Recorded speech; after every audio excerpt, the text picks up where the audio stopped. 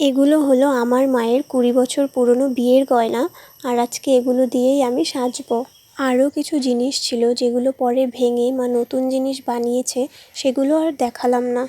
আজকে মেকআপও করব একদম হালকা।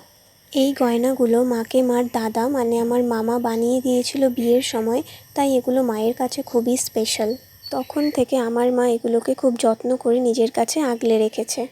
এই গয়নাগুলোর সাথে মায়ের যেন একটা আলাদাই ইমোশন জড়িয়ে আছে।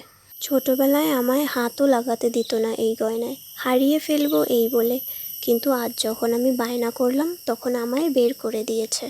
ছোটবেলাতেও এমন মায়ের শাড়ি পরে বেশ মামা সেজে আমি খেলতাম।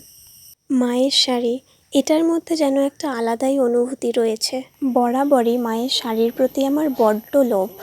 যখনই একটু সাজুগুজু করে ফটো তুলতে মন চায়, মায়ের আলমারি থেকে টুক করে একটা শাড়ি বের করে নিয়ে পরে ফেলি। আজ যেই আমি শাড়িটা পরেছি সেটাও মায়েরই। এদিকে আমার মেকআপ তো ডান হয়ে গেছে। বলো তো কেমন লাগছে আমায় দেখতে? এখন গয়নাগুলো পরে নেব। এই হারটার নাম তোমরা কি কেউ জানো? অনেকে জানবে, আবার অনেকে হয়তো জানো না। আমিই বলে দিচ্ছি, এটা হলো সীতাহার। অনেকের মায়েরই হয়তো থেকে থাকবে। এই সীতাহারের আগেকার দিনে খুব চল ছিল, মাঝখানে বন্ধ হয়ে গিয়েছিল, এখন আবার ফিরে এসেছে। আর এই কানেরগুলো এটার সাথে সেট। এমন সাবেকি টাইপের ডিজাইনগুলো আমার বেশ ভালো লাগে। এখন এই চুড়িগুলো পরবো, ব্যাস তাহলেই আমার লুক কমপ্লিট। বলো তো কেমন লাগছে আমায় দেখতে?